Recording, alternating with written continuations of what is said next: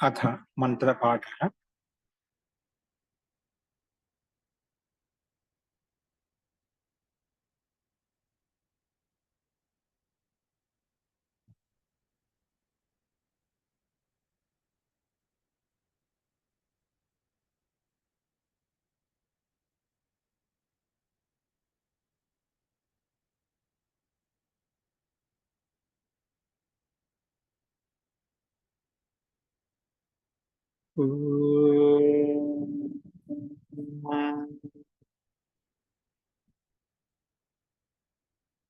सहनावतु सहनौ भुनक्तु सह वीर्यं करवावहै तेजस्विनावधीतमस्तु मा विद्विषावहै। ओम शांति शांति शांति।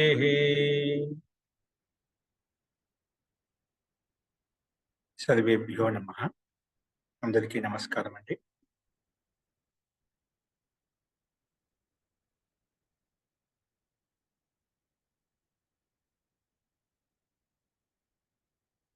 మనము అష్టాధ్యాయ క్రమ పాఠంలో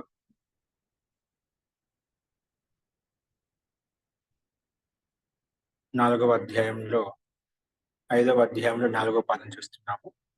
అందులో నిన్న 139వ సూత్రం వరకు మనం చూసాము. ఈరోజు అక్కడి నుంచి ముందు చూడండి.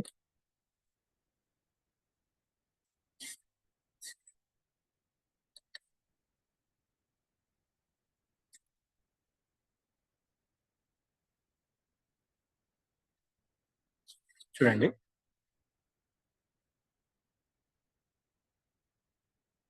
సూత్రం వచ్చేసి సంఖ్యా సుపూర్వస్య షష్ఠి విభక్తి ఏకవచనం. సమాసం వచ్చేసి ఇది ఒకే పదంగా విడగొట్టుకున్నాము. సంఖ్యాచ సుశ్చ సంఖ్యాసు తౌ పూర్వౌ యస్య స సంఖ్యా సుపూర్వః తస్య సంఖ్యా సుపూర్వస్య తస్య సంఖ్యా సుపూర్వస్య. ఇది ద్వంద్వగర్భ బహువ్రీహి సమాసం. అస్తు. అనువృత్తి వచ్చేసి పాదస్య లోపః బహువ్రీహౌ సమాసాంతాః తద్దితాః జ్ఞాప్రాతిపదికాత్ ప్రత్యయః పరశ్చ. ఇవన్నీ అనువృత్తి వస్తున్నాయి. అర్థః సంఖ్యా సుపూర్వస్య సుపూర్వస్య సంఖ్యా పూర్వస్య సుపూర్వస్య చ బహువ్రీహేః పాదశబ్దాంతస్య లోపో భవతి. బహువ్రీహేః పాదశబ్దాంతస్య లోపో భవతి సమాసాంతః.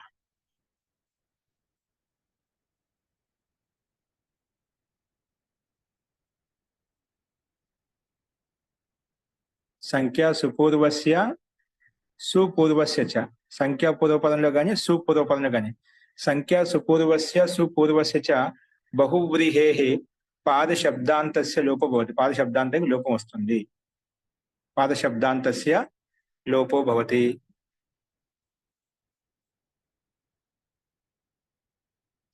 సమాసాంత లోపం అవుతుంది. ఇప్పుడు ఇక్కడ చెప్పుకున్నాం. ఉదాహరణ వచ్చేసి ఇక్కడ ద్వౌ పాదౌ అస్య ద్విపాత్ త్రిపాత్. అలాగే శోభనౌ పాదౌ అస్య సుపాత్. ఇక్కడ మనకు సంఖ్యా సుపూర్వంలో ఉన్నటువంటి సుపూర్వంలో ఉన్నటువంటి రెండు ప్రాతిపదికాలు మనం కనిపిస్తున్నాం. రెండు ప్రాతిపదికల చేత సంఖ్యా సుపూర్వంలో ఉన్నటువంటి సంఖ్యాపూర్వంలో ఉన్నటువంటి సుపూర్వంలో ఉన్నటువంటి బహుళ సమాసం అయితే ఉందో అటు బహుళ సమాసానికి పాద శబ్దాంతం ఉన్నట్లయితే పాదశబ్దాంతస్య లోపో భవతి. పాదశబ్దాంతస్య లోపో భవతి. అందుకే ఇక్కడ ద్విపాదౌ యస్య స ద్విపాత్. ఇక్కడ పాదశబ్దాంతానికి లోపం అవుతుందంటే ఏమవుతుంది? పాదశబ్దానికి అంటే అలోంత్యస్య నియమం ప్రకారంగా పాదశబ్దంలో ఉన్నటువంటి అంతిమ ఆకారానికి లోపం అవుతుంది. పాదశబ్దాంతానికి సమాసాంత అంటే అంతిమ ఆకారం లోపిస్తుంది అన్నమాట. అందుకే ద్వి ఔ పాదసు ఇక్కడ మనం పెట్టుకునే ద్విపాదౌ అస్య అని చెప్పుకున్నాం కాబట్టి ద్వి ఔ పాద ఔ.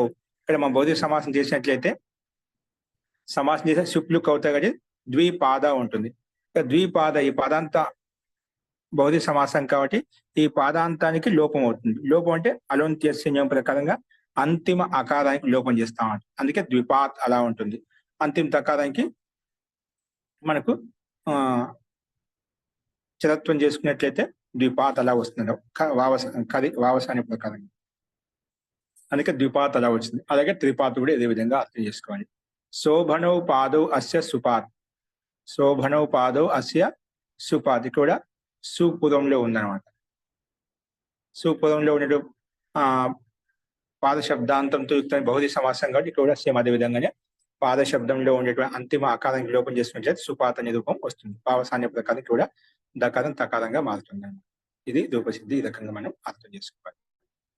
నెక్స్ట్ చూడండి, వయసి దంతస్య దత్రి. వయసి సప్తమి విభక్తి ఏకవచనం, దంతస్య షష్ఠి విభక్తి ఏకవచనం. దత్రి దత్రి క్లుప్త ప్రథమాంత నిర్దేశ. అనువృత్తి వచ్చేసి సంఖ్యా సుపూర్వస్య బహువ్రీహౌ సమాసాంతాః తద్దితాః జ్ఞాపరాతిపదికాత్ ప్రత్యయః పరశ్చ. ఇవన్నీ అనువృత్తి వస్తున్నాయి.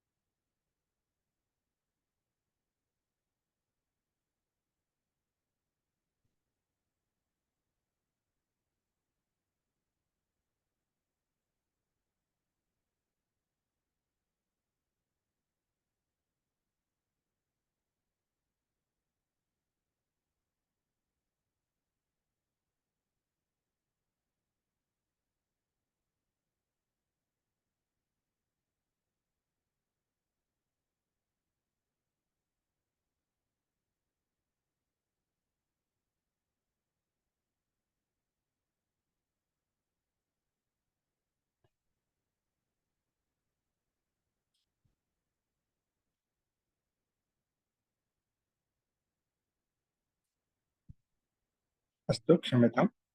ఇక్కడ చూడండి, మనకి ఈ రకంగా ఈ 180 సూత్రాన్ని మనం చేసిన ఉదాహరణ కూడా సామాన్యంగా ఇవ్వబడ్డాయి. నెక్స్ట్ చూడండి, వయసి దంతస్య దత్రి. ఇక దత్రి యుక్త ప్రథమాంత నిర్దేశ అని చెప్పుకున్నాం. అనువృత్తి వచ్చేసి సంఖ్యా సుపూర్వస్య బహువ్రీహౌ సమాసాంతాః తద్దితాః జ్ఞాప్రాతిపదికాత్ ప్రత్యయః పరశ్చ. ఇవన్నీ అనువృత్తి వస్తున్నాయి. అర్థః సంఖ్యా పూర్వస్య సుపూర్వస్య చ బహువ్రీహేః యో దంత శబ్దః తస్య సమాసాంతో దత్రి ఇతి అయం ఆదేశో భవతి వయసి గమ్యమానే. అర్థం ఏంటి? సంఖ్యా పూర్వస్య సుపూర్వస్య చ. సంఖ్యా పూర్వంలో ఉన్నటువంటి ప్రాతిపదికము, సుపూర్వంలో ఉన్నటువంటి ప్రాతిపదికం. సంఖ్యా పూర్వస్య సుపూర్వస్య చ బహువ్రీహేః యో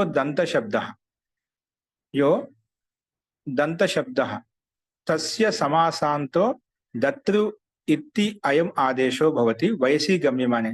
వయసి అర్థం గమ్యమానంగా ఉన్నట్లయితే దంత శబ్దానికి దత్రు ఆదేశం వస్తుంది. అంటే ఏమొస్తుంది? అంటే సంఖ్యాపదంలో ఉన్నటువంటి ప్రాతిపదిక లేదా సుపదంలో ప్రాతిపదికానికి అంతిమ దంత శబ్దం ఉంది కదా, ఆ దంత శబ్ద స్థానంలో సమాసాంత దత్రు ఆదేశం వస్తుంది. దత్రు దంత శబ్దాన్ని దత్రు అంటే దంత శబ్ద స్థానంలో దత్రు ఆదేశం వస్తున్నాడు. దత్రు ఇది అయం ఆదేశో భవతి వయసి గమ్యమానే. ఉదాహరణ కూడా అదేవిధంగా ద్వౌ దంతౌ అస్య, ద్విదన్, త్రిదన్, చతుర్దన్ ఇలాగా రూపాలు వచ్చాయన్నమాట.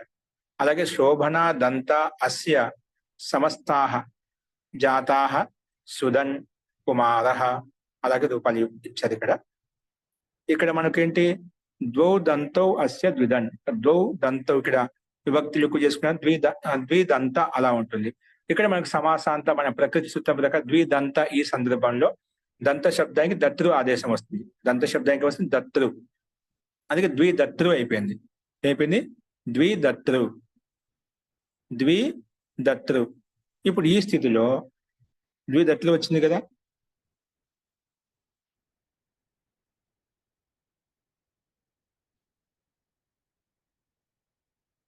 ఇక్కడ మనకు విగిదచ్చ మళ్ళీ ద్విదత్తులు వచ్చింది కదా, ఇక్కడ మనకు మళ్ళీ సు తెచ్చుకుంటాం. ద్విదత్తులు ఈ స్థితిలో సు తెచ్చుకున్న తర్వాత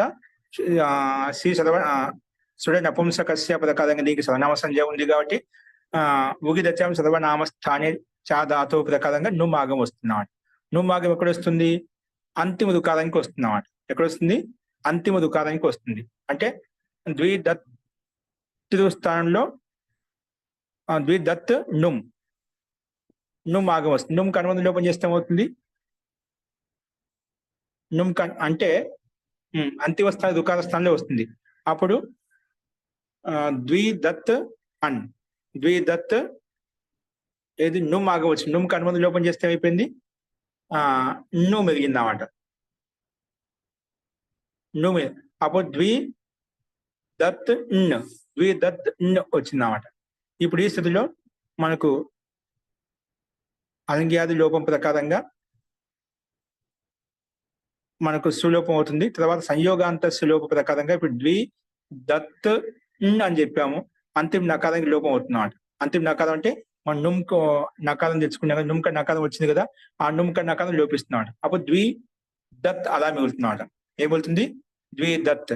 ఆ తకారానికి మనం నకారం చేసినట్లయితే సంయోగాన్ స్కో సంయోగాధ్యోదంతేచ ప్రకారంగా ఆది సకారం లోపిస్తుంది అనుకుంటా. ఇక్కడ ద్విదంత్ సంయోగాంతస్య లోప ప్రకారం తకారం లోపిస్తుంది. అలింగ్యాది లోప ప్రకారంగా దాని సంయోగ అలింగ్యాది లోపం చేశాము. ద్విదన్ ఉంది అనమాట. అచ్చా, నుమ్ ఆగం కదా, నుమ్ ఆగం కాబట్టి నుమ్ విదచోంత్యాత్ పద అంతిమ తర్వాత వస్తుందన్నమాట. ఇక్కడ మనకు ఇక్కడ ఆదేశంలో తత్రిలో అనుబంధ లోపం చేసుకుంటారేమోనండి. అనుబంధ లోపం చేసి నుండి మిగిలింది. అనుబంధ లోపం చేసి మిగిలింది. కాకపోతే ఏంటంటే ఇక్కడ దత్తులో ఉండే దుకారానికి నుమ్ము ఆగం వచ్చింది కదా. దుకారానికి నుమ్ము ఆగం వచ్చినప్పుడు దుకారం తర్వాత ఉండదు. రికారానికి కాదండి, దకారం పరంగా, దకారంలో నకారం పరంగా అనుబంధ లోపం చేసుకుంటే దత్తు మిగులుతుంది కదండి. ఓ, ఆ రకంగా చేశారా? Okay okay. అప్పుడైతే మనకు ఇట్టయింది కాబట్టి కదండి ఉగిత చాం సర్వనామ దత్తు దుకారం ఉపదేశ స్థితి చేస్తాను. నేను దుకారం చేసినాను, అందుకే అది మనకు సందేహాన్ని ఉత్పన్నం చేసింది. దానికి అనుబంధం లోపం చేసుకున్నట్లయితే దత్తు మిగులుతుంది. అప్పుడు అంతిమచ్చ ఏంటి? దత్తులో దకారం ఉండే అకారం కాబట్టి అకారాన్ తర్వాత మనకు నుమ్ వస్తుంది. నుమ్ అనుబంధం లోపం చేసే నకారం ముందు వస్తుంది. అంతిమ తకారం సంయోగాంతస్య లోప ప్రకారం వెళ్ళిపోతుంది. అప్పుడు నకారం మిగులుతుంది. అలా మనకు మిగులుతుంది. ఆ రకంగా చేస్తుంది. ద్విదన్ దో హై దాంత్ జిస్కి అంటే రెండు దంతాలు ఉన్నాయి ఎవరికైతే. చిన్న పిల్లవాళ్ళు ఎవరికైతే రెండు దంతాలు పెట్టిన వాళ్ళు ఏదైనా చేసుకోవచ్చు. ఇంకా ఏదైనా పసుపు తీసుకోవచ్చు. ఈ రకంగా దో దాంత్ కా హో గయా అస్తు ద్విదన్ అని చెప్పి చెప్పుకున్నాం. అలాగే త్రిదన్ మూడు దంతాలు ఉన్నాయి ఎవరికైతే, చతుర్దన్ నాలుగు దంతాలు ఉన్నాయి ఎవరికైతే, అలాగా అన్నిటినీ ఇదే విధంగా అర్థం చేసుకోవాలి. సుధన్ కూడా ఇక్కడ కేవలం సుపదంలో ఉంది. సుధన్ కుమారహ, చుట్టూ దంతునికైన కుమారుడు సుధన్ అని చెప్పి పిలుచుకుంటాడు. ద్విధన్ ఎలాగనో సుధన్ అక్కడ కేవలం ద్వి సంఖ్య ఉంది, ప్లస్ మనకు ఉపపదం ఉన్నాడు, ఉపసర్గం ఉన్నామాట. అదే తేడా. ఇక్కడ మిగిలిన అంశాలతో కూడా పైన చెప్పిన విధంగానే అర్థం చేసుకోవాలి. ఫస్ట్ ఇది ఈ రకంగా మనం చూసాం. నెక్స్ట్ చూడండి, ఛందసిచ. ఇక్కడ మనకు దంత శబ్దస్థానం దత్తు అదే సంపూర్ణ స్థానం అనేకాల్సి సర్వస్వ ప్రకారంగా, ఎందుకంటే ఇంగితాదేశం కాదు కదా, అందుకే సంపూర్ణ స్థానంలో వచ్చిన దంత స్థానం దత్తు ఆదేశం వచ్చింది. అది ఇక్కడ మనం గమనించాలి. నెక్స్ట్ చూడండి, ఛందసిచ. ఛందసి సప్తమి విభక్తి ఏకవచనం చ అవ్యపదం. అనువృత్తి వచ్చేసి దంతస్య దత్తు బహువ్రీహౌ సమాసాంతా తద్దితా జ్ఞాపదాధిపతికాత్ ప్రత్యయ పరశ్చ. ఇవన్నీ అనువృత్తి వస్తున్నాయి. అర్థః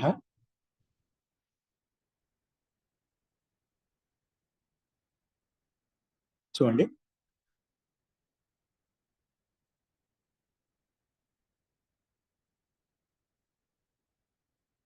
అర్థం వచ్చేసి ఛందసి చ విషయే దంత శబ్దస్య దత్తు ఇది అయం ఆదేశో భవతి. ఛందసి విషయంలో దంత శబ్దానికి దత్తు ఇది అయం ఆదేశో భవతి, ఆదేశం వస్తుంది. సమాసాంత దత్తు ఆదేశం వస్తుంది పైన చెప్పిన ప్రకారం. కానీ బహువ్రీహో సమాసే, అక్కడ పైన చెప్పినది బహుది సమాసంలో వస్తుంది. కానీ ఛందసి అనేది ఇక్కడ విశేషం అనమాట. ఛందసి చ విషయే దంత శబ్దస్య దత్తు ఇతి అయం ఆదేశో భవతి సమాసాంతో బహువ్రీహౌ సమాసే. అక్కడ ఏంటంటే మనం విశేషంగా వైశ్యార్థం గమ్యమానంగా, ఇప్పుడు కుమారుడు అటువంటి పాలదంత కుమారావస్థలో ఉంటాయన్నమాట. ఓకేనా, అందుకే వైశీ గమ్యమానంగా ఉంది కాబట్టి అక్కడ మనము సంఖ్యాపురంలో సుపురంలో ఉన్నప్పుడు అక్కడ దంతస్య దత్తుడి ఆదేశం చేసుకున్నాం. లేదంటే ఛందసి విషయంలో కూడా దంత శబ్దానికి దత్తుడి ఆదేశం వస్తుంది అని ఈ సూత్రం విశేషంగా చెప్పినాం. అక్కడ కట్టిపడేసాం అనమాట. సంఖ్యాపురంలో ఉండాలి, సుపురంలో ఉంటేనే దంత శబ్దానికి దత్తుడి ఆదేశం వస్తుంది. ఈ సూత్రం వచ్చి లేదు. ఛందసి విషయంలో అయితే అక్కడ దంత శబ్ద స్థానం దత్తుడి ఆదేశం తెచ్చుకోవచ్చు అని ఈ సూత్రం విశేషంగా చెప్పింది అనమాట. అందుకే ఉదాహరణలు పత్రదత ఆలభేత, పత్రదతం ఆలభేత, ఆలభేత. ఉభయాదతః ఆలభతే, ఉభయాదతః ఆలభతే, ఉభయాదతః ఆలభతే. ఇక్కడ మనకేంటి మనకు రూపం అంటే పత్రదతం ఆలభేత. పత్రదతం, ఇక్కడ దత్తు శబ్దంలో పత్రదతం వచ్చింది. మనకి పత్రదతం అనేది ఇక్కడ రూపం మనం తయారు చేసుకోవాలి. ఏంటి పత్రదతం ఆలభేత. ఛందసి విషయం దంత శబ్ద దత్తు ఆదేశం వచ్చినప్పుడు ఏమవుతుంది? పత్రదతం అలా వస్తుంది అన్నమాట. ఏమొస్తుంది? పత్రదతం. ఇక్కడ దంత శబ్దం అంటే పత్రదంత. దంత శబ్దానికి మన ప్రకారంగా దత్తు ఆదేశం వస్తుంది. పత్ర దత్తు అలా వస్తుంది. దత్తు ఆదేశం వచ్చిన తర్వాత ఇక్కడ మనం సు తెచ్చుకుంటాము. సు తెచ్చుకున్న తర్వాత సేమ్ అదే విధంగా మళ్ళీ నుమ్ ఆగం వస్తుంది. పత్ర దంత్ అలా వస్తుంది. ఇక్కడ తర్వాత సులోపము ఆ సంయోగాంత లోపం చేసుకున్నట్టుగా పత్ర దన్ అలా ఉండాలి. కానీ ఛందసి విషయం చెప్పాం కదా, పత్ర దన్. ఇక్కడ ఏంటంటే మనకు నకారం కాకుండా ఛందసి విషయం చెప్పాం కాబట్టి ఇక్కడ నుమ్ ఆగము అనేది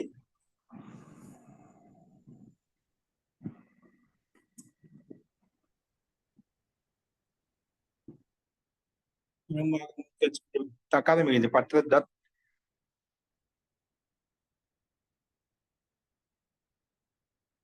మన పైన చెప్పిన ప్రకారం నకారం తకారం యొక్క సంయోగం ఉన్నది. నకార సకార సంయోగం కాబట్టి మనకు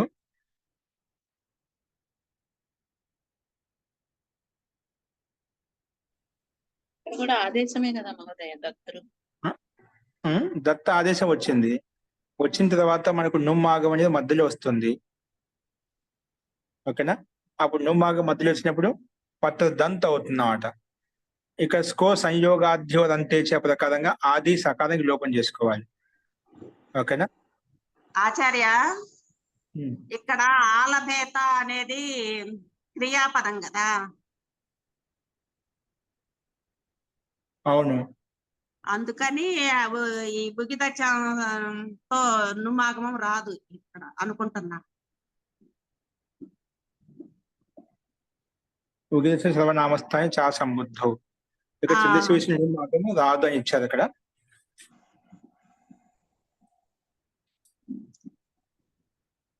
వేద విషయంలో కాబట్టి మనకు ఛందస్సు విషయంలో అలాగే కొన్ని చోట్ల మనకు ప్రాప్తమైన కూడా మనకు రూపసిద్ధి ప్రకారంగా మనం తెచ్చుకున్నట్లయితే ఆ రకంగా చేసుకున్నట్లయితే అప్పుడు మనకు రూపంలో సమస్య ఉండదు. నువ్వు రాకపోతే అప్పుడు మనకు దత్త ఆదేశం వస్తుంది. అనుమతి లోపం చేసుకునే దత్తే ఉంటుంది అన్నమాట. ఇబ్బంది లేదు అక్కడ. దత్త ఎలా ఉంటుంది, పక్కన దత్తం పక్కన అమ్ము తెచ్చుకున్నాం, పత్రదత్తం అలా వస్తుంది. పత్రదత్తం ఆలభేత అలా వస్తుంది అన్నమాట. సో తెచ్చుకుని ద్వివచనంలో అమ్ము తెచ్చుకొని కలుపుకున్నట్లయితే పత్రదత్తం ఆలభేత అలా వస్తుంది. పత్రదత్తం ఆలభేత వస్తాయి. ఇక ఛందస్సు విషయం కాబట్టి మనం అలాగా, ఎందుకని ఛందస్సు విషయంలో మనకు కొంచెం ప్రవృత్తి ఉంటుంది, కొంచెం కూడా బహుళం ఛందస్సు అంటాం కదా. అలా ఛందస్సు విషయంలో అది బహుళకంగా మనకు ఒకసారి ఇక్కడ తెచ్చుకోమాట. ఆ రకంగా తెచ్చుకున్నట్లయితే ఛందస్సు విషయం కాబట్టి మనకు రూపం మనకు పత్రదత్తం అనే రూపం సిద్ధిస్తున్నాం. పత్రదత్తం ఆలభేత. ఓకేనా, అదే ఆ రకంగా తీసుకోవాలి. మస్తు. ఓకే, నెక్స్ట్ వచ్చేసి స్త్రియాం సంజ్ఞాయాం. స్త్రియాం సప్తమి విభక్తి ఏకవచనం, సంజ్ఞాయాం సప్తమి విభక్తి ఏకవచనం.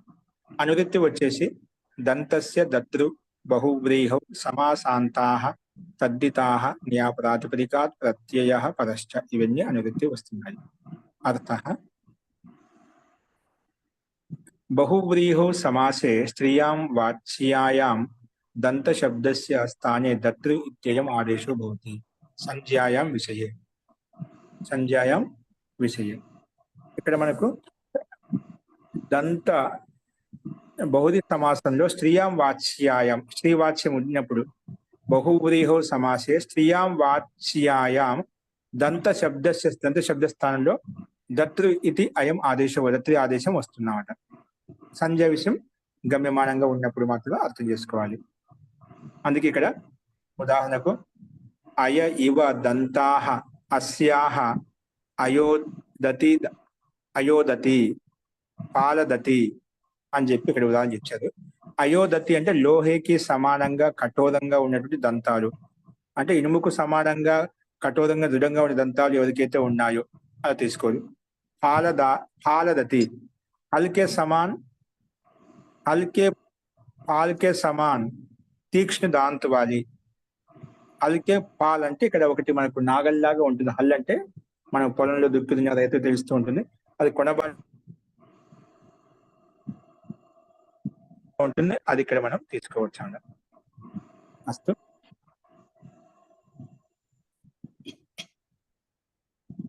అందుకే అయ ఇవ దంతాః అస్యాః అయోదతి పాలదతి అని చెప్పి ఇక్కడ మనకు ఉదాహరణ కనిపిస్తున్నాయి.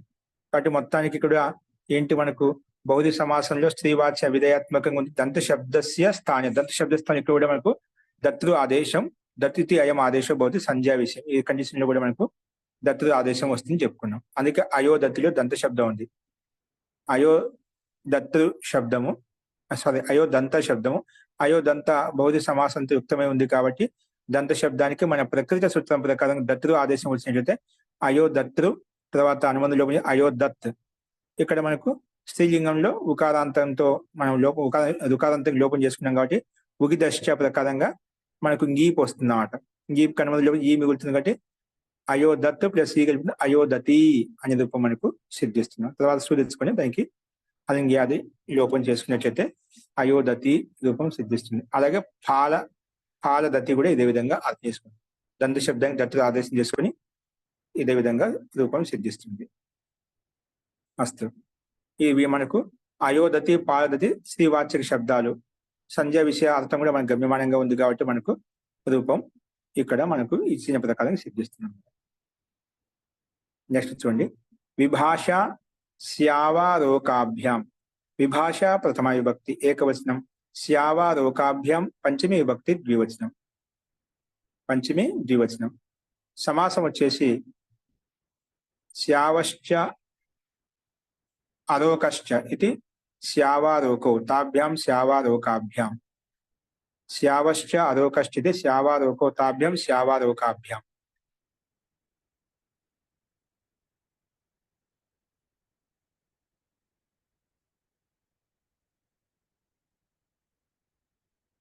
ఇది మనకు ఇతరేతరయోగ ద్వంద్వ సమాసం.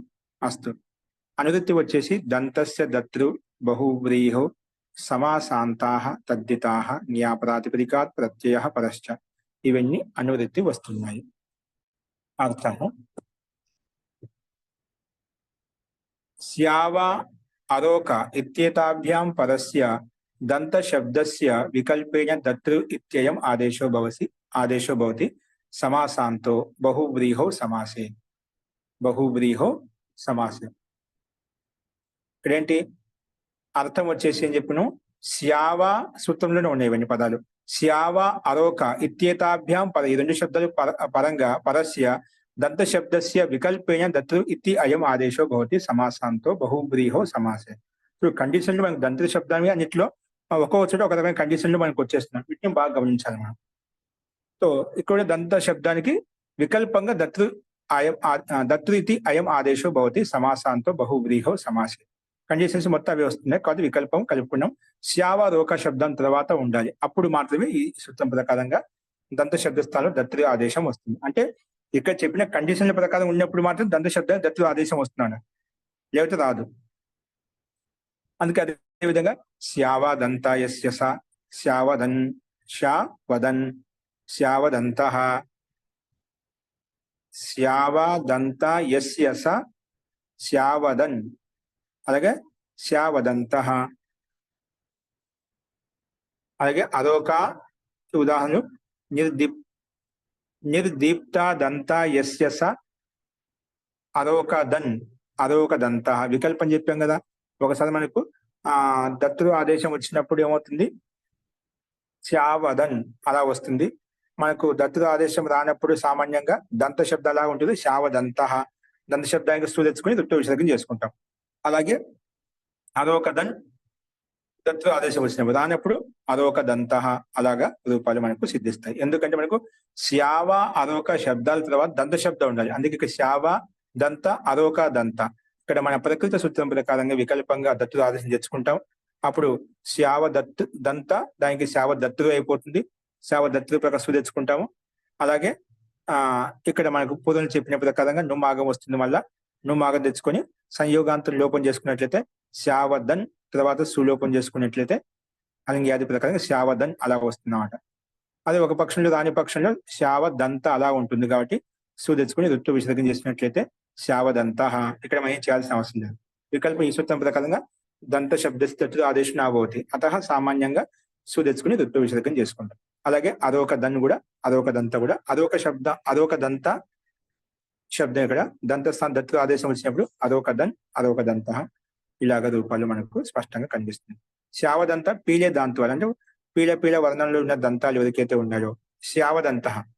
మైలే దంతువాలు అంటే మల్లంగా దంతాలు ఎవరికైతే ఉన్నాయో అటువంటి వ్యక్తిని ఇక్కడ ఈ రకంగా శబ్దాల ద్వారా చెప్పుకున్నాం అన్నమాట. ఫస్ట్ ఇది కూడా సామాన్యంగానే ఉంది. యహాసి విభాషకి అనువృత్తి 145 వరకు వస్తున్నాం. చూడండి, అగ్రాంత శుద్ధ శుభ్ర వృష వరాహేభ్యశ్చ. అగ్రాంత శుద్ధ శుభ్ర వృష వరాహేభ్యశ్చ. అగ్రాంత శుద్ధ శుభ్ర వరాహేభ్య పంచమీ విభక్తి బహువచనం చ అవ్యపదం. సమాసం వచ్చేసి అగ్రశబ్ద అంతే యస్య స అగ్రాంతః. ఇది బహుళి సమాసం. అగ్రశబ్ద అంతే యస్య స అగ్రాంతః. అగ్రశబ్దము అంతిమంలో ఉంది, ఏ శబ్దాలకైతే దాన్ని అగ్రాంతః అంటాం. అగ్రశబ్దం ఎక్కడ ఉండాలంటే అంతిమంలో ఉండాలి. అగ్రశబ్ద అంతే యస్య స అగ్రాంతః. ఇది బహువ్రీహి సమాసం. అగ్రాంత ఇప్పుడు మొత్తం కలిపి చెప్తున్నాడు సమాసం. అగ్రాంతశ్చ సూత్రం నుండి పదాన్ని గమనించండి. అగ్రాంతశ్చ శుద్ధశ్చ శుభ్రశ్చ వృషశ్చ వరాహశ్చ మొత్తం కలిపితే అగ్రాంత శుద్ధ శుభ్ర వృష వరాహాః తేభ్య వరాహేభ్య ఇతరేతర యోగ ద్వంద్వ సమాసం. ఓకే, ఇది రకంగా చెప్పుకున్నాం. అనువృత్తి వచ్చేసి విభాష దంతస్య దత్తృ బహువ్రీహౌ సమాసాంతాః తద్దితాః జ్ఞాపరాత్పదికాత్ ప్రత్యయః పరశ్చ. ఇవన్నీ అనువృత్తి వస్తున్నాయి. అర్థః అగ్రాంత శుద్ధ శుభ్ర వృష వరాహ ఇత్యేతేభ్యః ఉత్తరస్య దంతస్య స్థానే విభాష దతృ ఇతి అయం ఆదేశో భవతి సమాసాంతో బహువ్రీహౌ సమాసే. సూత్రం ఏమంటుందంటే చూడండి, మళ్ళీ ఒకసారి సూత్రార్థము. అగ్రాంత శబ్దము అగ్రాంత శుద్ధ శుభ్ర వృష వరాహ ఇత్యేతేభ్య ఉత్తరస్య. ఈ శబ్దాల తర్వాత ఉన్న దంత శబ్ద స్థానంలో కూడా ఇక్కడ కూడా విభాష వికల్పంగా దత్తృ ఇది అయం ఆదేశో భవతి సమాసాంతో బహువ్రీహో సమాసే. సో డైరెక్ట్ గా చెప్పడం లే, అక్కడ విశిష్టమైన శబ్దాల స్థానంలో దత్తు ఆదేశం వస్తుంది. అంటే వ్యాపకంగా చెప్పడం ఎన్నైతే ఇప్పుడు మనకు దంత శబ్దాన్ని దత్తు ఆదేశం వస్తుంది, ఇక్కడైతే నిర్ధారించబడ్డ సమస్త వైదిక వాంగ్మయ సమస్త శబ్దాల్లో వీటికి మాత్రమే దత్తు ఆదేశం వస్తుంది. మిగిలిన అనేక శబ్దాలు ఉన్నాయి. అనేక శబ్దాల్లో కూడా ఎక్కడెక్కడైతే ఉన్నాయో వాటిని ఆ మహర్షి ఎంత సూక్ష్మంగా ఆలోచి ఇక్కడ ఇచ్చిన నిర్ధారిత శబ్దాల్లో మాత్రమే దత్తు ఆదేశం వస్తే మీరు చోటు రాదు. ఎంత సూక్ష్మంగా ఆలోచించి ఉండొచ్చు చూడండి. ఇప్పుడు సామాన్య అనేక వేల శబ్దాలు అనేక అనంత శబ్దాలు ఉన్నాయి. అనేక శబ్దాలు ఇక్కడ ఇచ్చిన ప్రకారంగా అన్ని సమస్త పదాలు మొత్తం తయారవుతాయి. ఇక్కడ మీకు ఎక్కడ చూసినా చూసుకుని ఈ ఎక్కడ దంత శబ్దం కలిపి ఈ సూత్రం ప్రకారం ఉంటుంది. ఈ కండిషన్స్ ఖచ్చితంగా ఉంటాయి. అంటే ఎంత ఆయన యొక్క దృష్టికోణం ఎంత సూక్ష్మంగా ఉంచాలి, ఎన్ని శబ్ద అవలోకనం చేసి ఉండాలి, ఎంత సూక్ష్మంగా విచారించి ఉండాలి. సామాన్య విషయం, అంతు పట్టిన విషయం అనమాట. అలా డైరెక్ట్ ఒకేసారి మనకు ఎక్కడ ఉన్న డైరెక్ట్ గా ఈ ప్రాథమిక దత్తు ఆదేశం వస్తుంది చెప్పేయచ్చు కదా. ప్రతి దానికి సూత్రం తయారు చేశారు. అంటే సమస్త అవలోకనం చేసిన తర్వాత ఇక్కడిక్కడ మాత్రమే దత్తు ఆదేశం వస్తుంది దంత శబ్దానికి, మిగిలిన రాదు. అందుకే ప్రతి సూత్రంలో మెన్షన్ చేయాల్సి వస్తుంది ఇక్కడ, లేకపోతే చెప్పాల్సిన అవసరం లేదు, డైరెక్ట్ చెప్పేయచ్చు. డైరెక్ట్ ప్రాతిపదికేభ్య దంత శబ్దస్థాన్ దత్తు ఆదేశం భవతి డైరెక్ట్ చెప్పేయచ్చు. ఒక సూత్రం ద్వారా అయిపోతుంది. కానీ అలా చెప్పలేదు ఇక్కడ. ప్రతిదీ సూత్రంలో విశేషంగా సంకేతించబడుతుంది అన్నమాట. చూడండి, అందుకే ఇక్కడ ఉదాహరణ అదే విధంగా ఇచ్చారు. చెప్పారు కదా, అగ్ర శబ్దం అంతిమంలో ఉంది ఏ శబ్దాలకైతే, అటువంటి శబ్దాలు శుద్ధ శబ్దము, శుభ్ర, వృష, వరాహ ఈ శబ్దాల తర్వాత కూడా ఉండే దంత శబ్దానికి ఏమొస్తుంది, వికల్పంగా దత్తు ఆదేశం వస్తుంది. దత్తు ఆదేశం వస్తుంది అని చెప్పి చెప్పుకున్నామట. బహుళ సమాసంలో మాత్రమే ఇది గమనించాలి. అందుకే ఇక్కడ ఉదాహరణలు కుడ్మలస్య అగ్రం, కుడ్మలాగ్రం, కుడ్మలాగ్రం, కుడ్మల అగ్రాని ఇవ దంతాః, కుడ్మలాగ్రాని ఇవ దంతాః యస్య స కుడ్మలాగ్రదన్. అలాగే కుడ్మలాగ్రదంతః. ఇక్కడ ఏంటి మనకు వికల్పం ఇక్కడ ఉంది. అందుకే వికల్పంగా 2 రూపాయలు వస్తున్నాయన్నమాట. కుడ్మలస్య అగ్రం, కుడ్మలాగ్రం,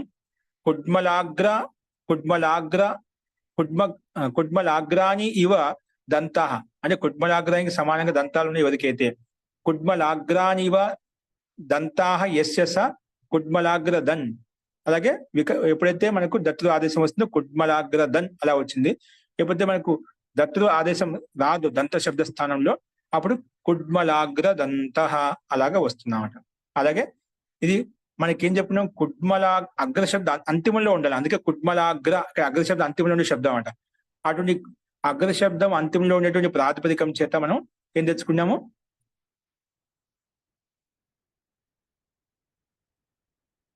ఇక్కడ మనకు దంత శబ్దం అంతిలో కుడ్మలాగ్ర అంతిమంలో ఉండాలి. తర్వాత దంత శబ్దం ఉండాలి, కుడ్మలాగ్ర దంత. ఇప్పుడు ఈ స్థితిలో దంత శబ్ద స్థానం దత్తు ఆదేశం తీసుకునే కుడ్మలాగ్ర దన్ అలా వచ్చేస్తున్నాను. అంటే పూర్వం చెప్పిన ప్రకారంగా ఇక్కడ కుడ్మలాగ్ర దత్తు అనుమతిలో కుడ్మలాగ్ర దత్ తర్వాత సు తెచ్చుకుంటాము. సు తెచ్చుకున్న తర్వాత నుమ్మాగం వస్తుంది. నుమ్మాగం అనుమతిలోపం చేసుకుంటే కుడ్మలాగ్ర అలా వస్తుంది అన్నమాట. తర్వాత సంయోగాంత శ్లోపం చేసుకుంటే కుడ్మలాగ్రదన్ అలాగా రూపం సిద్ధిస్తుంది అన్నమాట. కుడ్మలాగ్రదంతంలో మాత్రం దంత శబ్దం అలాగే ఉంది కాబట్టి సు తెచ్చుకుని ఋతు విషయం చేసుకుంటాం. ఇప్పుడు శుద్ధ శబ్దానికి అంతిమంలో దంత శబ్దం శుద్ధ దంత. అందుకే శుద్ధ ధన్ అయిపోయింది శుద్ధ దంత. శుభ్రదంత దానికి శుభ్రధన్ అయిపోయింది దత్తు ఆదేశం వచ్చినప్పుడు శుభ్రదంత. వృషదంత, వరాహదన్ వరాహదంత రూపాలను సామాన్యంగా ఒక చోట మనకు శత్రు వచ్చినప్పుడు దన్ రాకపోతే దంత శబ్దం అలాగే ఉంటుంది. శ్వేత దంతాలు, శుభ్రదంత అంటే బయలికే సమాన్ దంతాలు, అంటే ఎద్దు అంటే వృషభ దంతాలకు సమానంగా ఉన్న దంతాలు ఎవరికైతే, అలాగే వృషదంత, వరాహదన్ ఇవన్నీ కూడా మనం అర్థం చేసుకోండి. వరాహద్ అంటే పంది యొక్క దంతాలు, సువరికి సమానంగా ఉన్న దంతాలు ఎవరికైతే. కుడ్మలాగ్ర దంత అంటే కలికే సమాన్ కిలే ఉయే దంతాలు.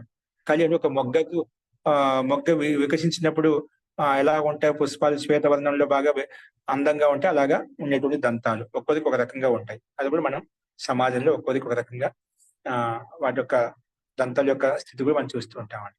ఫస్ట్ మొత్తానికి దంత విషయంలో మనం చెప్పబడింది. నెక్స్ట్ చూడండి, కకుదస్య అవస్థాయాం లోపః. కకుదస్యావస్థాయాం లోపః. కకుదస్య షష్ఠి విభక్తి ఏకవచనం, అవస్థాయాం సప్తమి విభక్తి ఏకవచనం, లోపః ప్రథమ విభక్తి ఏకవచనం. ఈ రకంగా 3 పదాలుగా విడగొట్టుకున్నాము. అనువృత్తి వచ్చేసి బహువ్రీహౌ సమాసాంతాః తద్దితాః జ్ఞాప్రాతిపదికాత్ ప్రత్యయః పరశ్చ. ఇవన్నీ అనువృత్తి వస్తున్నాయి.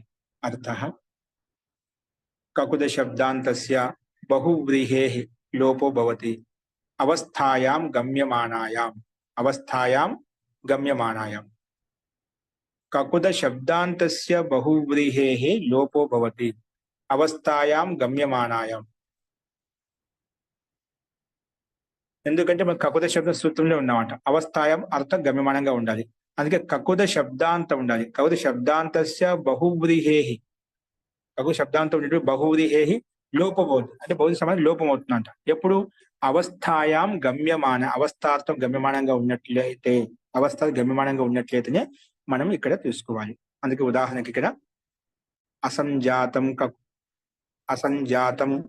కకుదం అస్య అసంజా కకుత్ అయిపోయింది. బాల ఇత్యర్థః. అసంజాతం కకుదం అస్య అసంజాత కకుత్. పూర్ణ కకుత్ మధ్యవయ ఇత్యర్థః. ఉన్నత కకుత్ వృద్ధవయ ఇత్యర్థః. స్థూల కకుత్ బలవాన్ ఇత్యర్థః. యష్టి కకుత్ నాతి స్థూలో నాతి కృషో ఇత్యర్థ. ఎక్కువ స్థూలం కాదు, ఎక్కువ దీర్ఘం అని యష్టి కకుత్ అంటాం. ఎందుకు కకుత్ శబ్దాంతం చెప్పారా?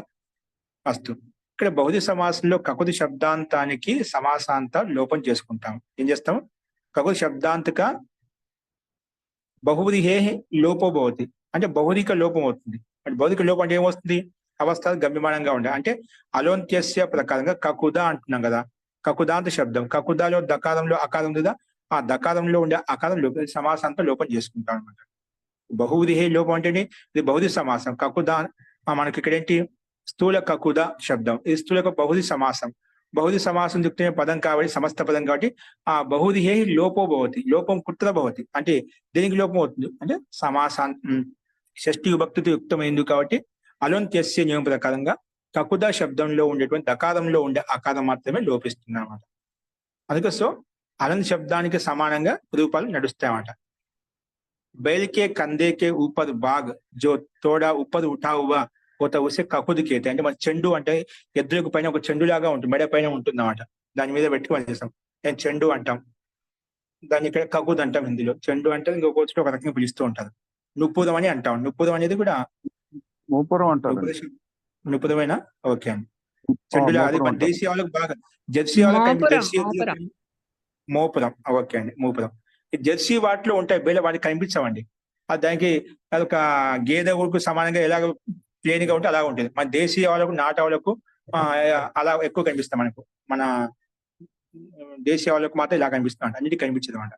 కొన్ని బాగా ఒంగోలు గిత్తలు అలా ఉంటాయంట, చాలా ఉన్నతంగా ఉంటాయి. అవి ఎక్కువగా మా కర్నూలు ప్రాంతాల్లో ఎద్దుల పందాలు ఉంటాయన్నమాట. అంటే అంటే పెద్ద ఒక బండలు ఉంటాయి లాగించడానికి. అక్కడ ఒంగోలు గిత్తలు అలాగా వాళ్ళు పెంచుతూ ఉంటారు కేవలం ప్రదర్శన కొరికే, బల ప్రదర్శన కొరకు.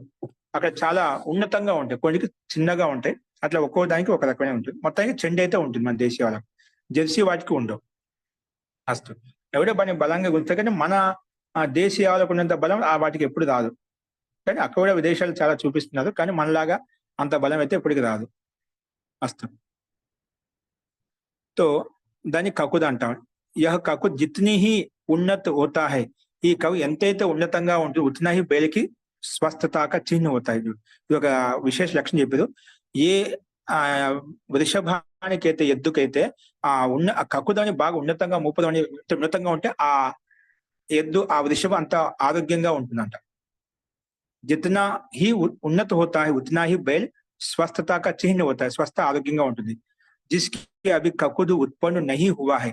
దేనికైతే ఇంకా ఆ చెండు అది మూపదం ఇంకా ఉత్పన్నం కాలేదో అర్థ అవి బచడా హీ హే. అది ఇంకా చిన్న ఇప్పుడే పుట్టింది అనమాట. అది బాల్యావస్థలో ఎంత పుట్టి ఒక సంవత్సరం అయిపోయింది, ఇంకా దానికి ఇంకా కనిపించడం లేదన్నమాట. ఉస్సే అసంజాత కకుద్. ఇంకా సంజాత అంటే ఉత్పన్నం కాలేదు. ఏది కకుదు ఉత్పన్నం కదని అసంజాత అంటాం. పైన మొట్టమొదటి ఉదాహరణ ఇచ్చేది కదా, అసంజాతం కకుదం అస్య. ఇంకా ఆ కకుదం సంజాతం ఉత్పన్నం కాలేదు అటువంటి బచ్చడ, అటువంటి దూడ, ఆవు దూడ ఏదైతే ఉందో అసంజాత కకుత్ అంటే. అందుకే బాల ఇత్యర్థ. పూర్ణ కకుత్ మధ్య వయ. పూర్ణ కకుత్ వచ్చినా కూడా అది మధ్య వయస్సులో ఉంటుంది, పూర్తి కాదు, ప్రౌఢావస్థలో ఉంటుంది అన్నమాట. ఉన్నత కకుత్ వృద్ధావస్థలో ఉంటుంది, వృద్ధ వయ ఇత్యర్థ. అంటే బాగా ఉన్నతమైనటువంటి బాగా దానికి మామూలుగా అయితే సగటు వయసు మనకు వృషభాల ఎద్దులకు వీటికి 40 ఏళ్ళ కన్నా ఎక్కువ జీవించవండి. 40-30 ఏళ్ళే, అంతకన్నా ఎక్కువగా ఉండవండి. 30 ఏళ్ళకే వృద్ధావస్థ వస్తుందన్నమాట. అస్తు తో అది మూడో అవస్థ ఏదైతుందో దాన్ని ఉన్నత కక్కుత్ అని చెప్పి పిలుచుకుంటామండి. అది ఇక్కడ విశేషంగా చెప్పబడింది. జిస్కా కక్కుత్ బడికల్ పూర్ణ హో చుకా హై యవన కాల్ మే హై అంటే బాగా పెరిగి ఉన్నతంగా కనిపిస్తుంది, యవన కాలంలో ఉన్నట్టుగా అర్థం చేసుకోవాలి. ఆ చెండుని బట్టి కూడా ఆ ఎద్దు ఎంత సమయం అయింది దాని యొక్క వయసుని బట్టి చెప్తుందండి, దాని యొక్క బలం ఎంత ఉందో కూడా చెప్తుంది. ఇంకోటి దాంట్లో ఉండే దంతాలను బట్టి కూడా చాలా మంది రైతులు కృషకులు బాగా తెలిసామంట. రైతులకు గ్రామస్తులకు దాంట్లో ఉండే దంతాలను బట్టి లెక్క పెడుతుంది. ఇది ఎన్నెళ్ళ దూడై ఉంటుంది, ఎన్నెళ్ళ దీనికి ఎంత సామర్థ్యం ఉంటుంది, ఎన్నెళ్ళ దూడై ఉంటుంది అని చెప్పి చెప్పగలుగుతామంట. ఊసే అలాగే यवन काल में है उसे पूर्ण ककुत कहेंगे। इसी प्रकार इन दो शब्दों से अवस्था की स्पष्ट प्रतीति हो रही है. ఈ రెండు అవస్థల్లో అవస్థ అని మనం తెలుస్తున్నప్పుడు అవస్థాయం గమ్యమానం చెప్పండి అంటే ఏ బాల్యావస్థన, మధ్యావస్థన అంటే ప్రౌఢావస్థన, వృద్ధావస్థ, ఏ అవస్థార్థం గమ్యమానమైనదా అంటే ఆ శబ్దం ద్వారా అలాంటి అర్థం మనకు రావాలి. అలాంటి అర్థం వచ్చినట్లయితే మనకు ఈ సూత్రం ప్రకారం ఈ కండిషన్ పనిచేస్తుంది, రూపం అలా తయారు చేయబడుతుంది అన్నమాట. అందుకే మనకు ఈ శబ్దాలు స్థూల కక్కుతని ఒక వయసు అర్థానికి గమ్యమైన అర్థం వస్తుందన్నమాట. అలా వస్తుంది కాబట్టి మనం ఈ సూత్రం ప్రకారంగా అవస్థ గమ్యమానంగా ఉంది కాబట్టి బహుదీక లోపం చేసాం. అంటే కక్కుతు శబ్దంలో దకారంలో ఉండే అకారం లోపం చేసుకుంది. అందుకే స్థూల కక్కుతులో దకారంలో అకారం లోపం చేసినప్పుడు దా మిగులుతుంది. దానికి అంతిమ వావసాన్య ప్రకారంగా మనం తకారం చేసుకున్నట్లయితే స్థూల కక్కుత్, ఉన్నత కక్కుత్ అలాగా అన్నింటిలో రూపాలు సిద్ధిస్తాయి అన్నమాట. ఎస్టి కక్కుత్ పూర్వంలో ఎస్టి శబ్దాన్ని బౌద్ధ సమాసయుక్తమైన సమస్త పదవి తీసుకుంది. ఎస్టి కక్కుద, ఉన్నత కక్కుద, ఓకేనా, అసంజాత కక్కుద, పూర్ణ కక్కుత అని చెప్పి అక్కడ మటుకు అన్నింటి పూర్ణంగా తీసుకుంటాం. కేవలం మనకు ఇలాంటి అర్థం గమ్యమానంగా ఉంది కాబట్టి దకారంలో ఉండే అకారానికి మాత్రం లోపం చేసుకుంటాం మన ప్రకృతి సూత్రం ప్రకారం. అప్పుడు ఈ రూపాలు మనకు సిద్ధిస్తాయి. నెక్స్ట్ చూడండి. త్రికకుత్ పర్వతే, త్రికకుత్ పర్వతే, త్రికకుత్ పర్వతే. త్రికకుత్ ప్రథమా విభక్తి ఏకవచనం, పర్వతే సప్తమి విభక్తి ఏకవచనం. అనువృత్తి వచ్చేసి లోపః, బహువ్రీహౌ, సమాసాంతాః, తద్దితాః, జ్ఞాపదాత్పదికాత్ ప్రత్యయః పరశ్చ. ఇవన్నీ అనువృత్తి వస్తున్నాయి. అర్థః త్రికకుత్ ఇది నిపాత్యతే. సూత్రం త్రికకుత్ శబ్దం ఉంది, అది నిపాతం చేయబడిన. త్రికకుత్ ఇది నిపాత్యతే. కృతాంత్యలోపో బహువ్రీహౌ సమాసే పర్వతే అభిధేయే. త్రికకుత్ ఇది నిపాతం చేయబడుతున్నమాట. కృతాంత్యలోపో బహువ్రీహౌ సమాసే పర్వతే అభిధేయే.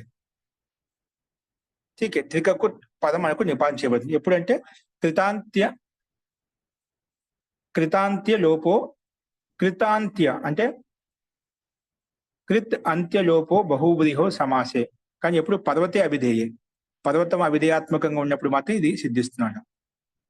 త్రీని కకుదాని అస్య త్రికకుత్. త్రీని కకుదాని అస్య, పర్వతం శబ్దం నపుంసకలింగం ఉంది కదా, అలాగే త్రీని కకుదాని అస్య త్రికకుత్. పర్వతం బాగా అది కూడా ఉన్నతంగా ఉంటుందన్నమాట. అది కూడా మనకు ఏ విధంగా నూపురం ఏదైనా ఎత్తుగా ఉంటుందో మనకు వృషభానికి అనేగా ఆ పర్వతం కొన్ని ఎత్తుగా ఉంటాయి, అదే విధంగా ఉంటాయి అన్నమాట. అదే పర్వతకు కేనాహో అంటే పర్వతం చెప్పే అర్థంలో బహుదీ సమాసం వస్తుంది. త్రికకుత్ శబ్దానికి నిపాతం చేసామన్నమాట. त्रिककुत लो अंत्य आकारम लोप ही निपातन से किया जाता है.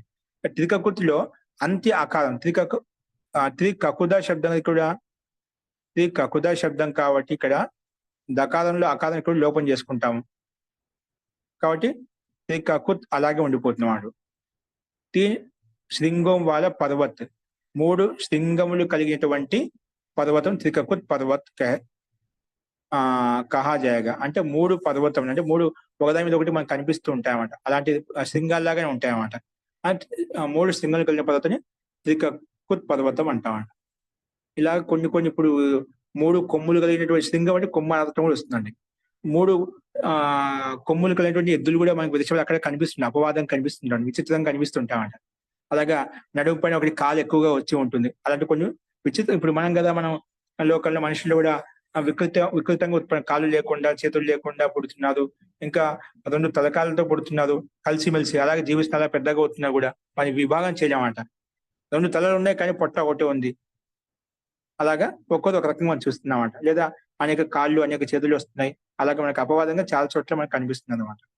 అది ఒకటి ప్రారంభ విశేషం చెప్పొచ్చు. లేదంటే వ్యక్తిగత ఆ దోషం, శారీరక దోషం వ్యక్తిగత వాళ్ళ దోషాల వల్ల, వాళ్ళ క్రియాకలాపాల వల్ల, వాళ్ళ ఆహార విహారాల వల్ల, దినచర్య వల్ల కూడా అటు లోపాలు వికృతం ఉత్పన్నమవుతుంది, శరీరంలో వికారం ఉత్పన్నమవుతుంది అన్నమాట. అలా తీసుకోవచ్చు ఇక్కడ. సో మొత్తానికి ఇక్కడ మనకు మన ప్రకృతి సూత్రం ప్రకారం త్రికకుత్ శబ్దాన్ని నిపాదన చేసుకున్నాము. ఇక్కడ కృతాంత్య లోపో బహువ్రీహో సమాసే. కృతాంత్య లోపం అంటే మనం చెప్పిన ఆ కృతాంత్య లోపం అంటే కృత అంత్యలోపం అంటే ఇప్పుడు మనం చెప్పి త్రికకుత్ శబ్దంలో అంత్యలోపం చేసుకున్నాం. అంత్యలోపం అంటే అకార లోపం అని అర్థం. అంటే ముందుగా త్రికకుద శబ్దం ఉంటుంది. ఆ దకారంలో మన నిపాదన ద్వారానే ఆ తకారం లోపం చేసుకొని దకారం లోపం చేసుకుంటే తర్వాత భావస్ అనే ప్రకారం తకారం చేసుకున్నట్టే త్రికకుత్ అనే రూపం వస్తుంది అన్నమాట. త్రికకుత్ కకుద శబ్దం త్రికకుత్ అలా ఉంటుంది అన్నమాట. కాబట్టి ఇక్కడ సూత్ర విధానం లేదు కాబట్టి మనకు దీని ద్వారా తయారు చేసుకున్నాం. జీ లక్ష్మి గారు, లక్ష్మి గారు. కృతాంత్య అని ఎందుకు ఇచ్చారు? కుతాంత్య అవ్వాలి కదా, త్రికకుత్ కదా, కుతాంతస్య అని అవ్వాలి కదా. కృతాంత అని ఎందుకు ఇచ్చారు అక్కడ? త్రికకుత్ కదా, కుతాంతస్య లోపో భవతి అంటే సరిపోతుంది కదా. కృతాంత అని ఎందుకు ఇచ్చారు?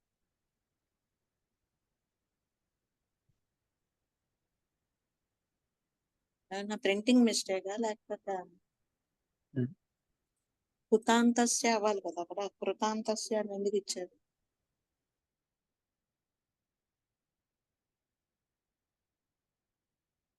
అంటే త్రికకుత్ అన్నాం కదా, అదే కుత్ శబ్దం ఉండాలి ఇక్కడ మనకు.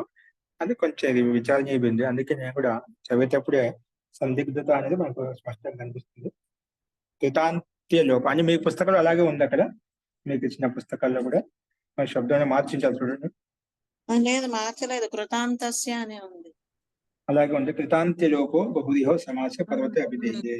అవును, భాషార్థంలో చూసాం. భాషార్థంలో కూడా త్రికకుత్ శబ్దంలో అంత్యలోపం అంటే అందుకే మనం స్థితి చెప్పుకున్నాం. త్రికకుద శబ్దం ఉంటుంది. ఆ కకుద శబ్దంలో కూడా అకారాంత లోపం చేస్తున్నాం, అంటే అంతిమ అకారానికి లోపం చేసుకుంటాడు. అప్పుడు అకార లోపం చేసినప్పుడు త్రికకుద్ అలా ఉంటుందా, ఆ దకారాన్ని తకారం చేసుకున్నా త్రికకుత్ అయిపోయింది అన్నమాట. దాన్ని కృతాంత్య లోపం అని చెప్పామాట. కృతాంత్యం అని చెప్పకూడదు ఇక్కడ మనకు. లేదా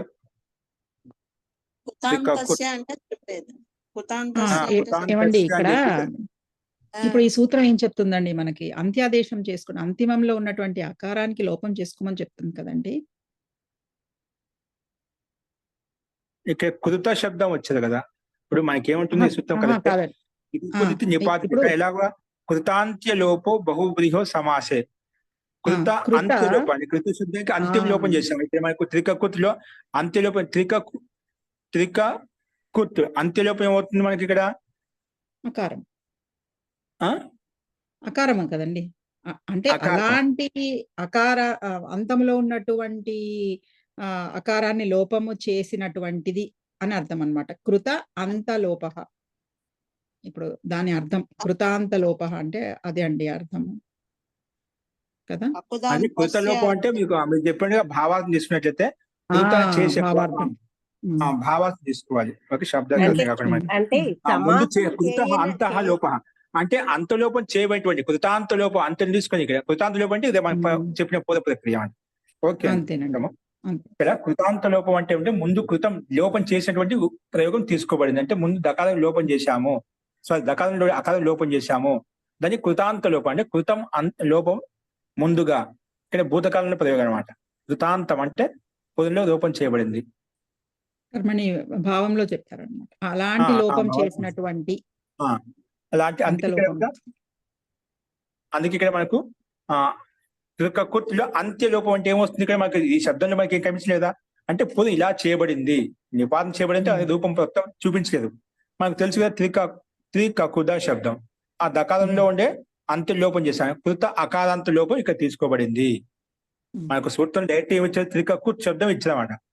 అందుకే ఇక్కడ ఈ అకారాంతం లోపం చేసిన అందుకే ఇక్కడ కృతాంతి లోపో బహుదిహో సమాసి. ఇక్కడ సూత్రంలో మనం తీసుకుంటున్నాం.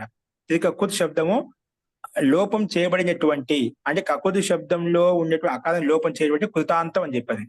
అది ఇక్కడ సంకేతం తీసుకోవాలి, ఆ తాత్పర్యం ఇక్కడ అర్థం చేసుకోవాలి. అప్పుడు మనకు యథార్థంగా స్పష్టంగా అర్థం కూర్చుంటున్నాడు, దోషయుక్తం కాదు.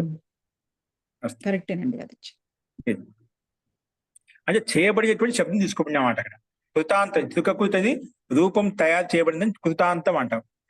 అంటే అంతానికి లోపం చేసినటువంటి పూర్వంలో చేసినటువంటి శబ్దము త్రికకృత్ శబ్దం. అది పర్వతం అభివదయాత్మకంగా ఉన్నప్పుడు మాత్రమే ఇలా చేస్తాము, తీసుకోవాలి అనే అభిప్రాయాన్ని ఇక్కడ వ్యక్తం చేయబడింది.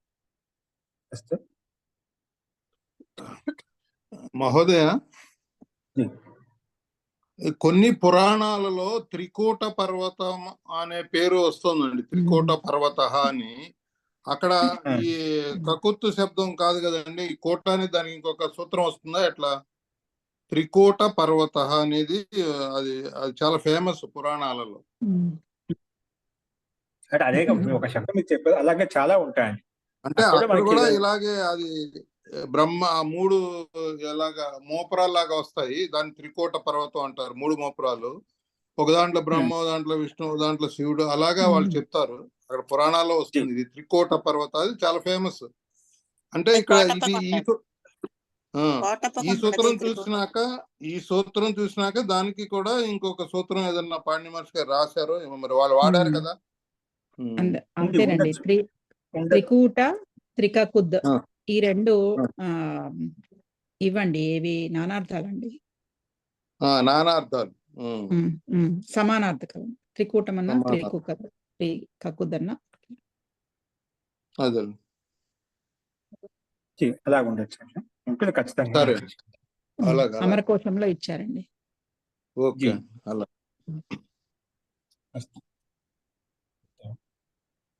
ఓకే, రేపు చెప్తామండి. శాంతి పాఠ.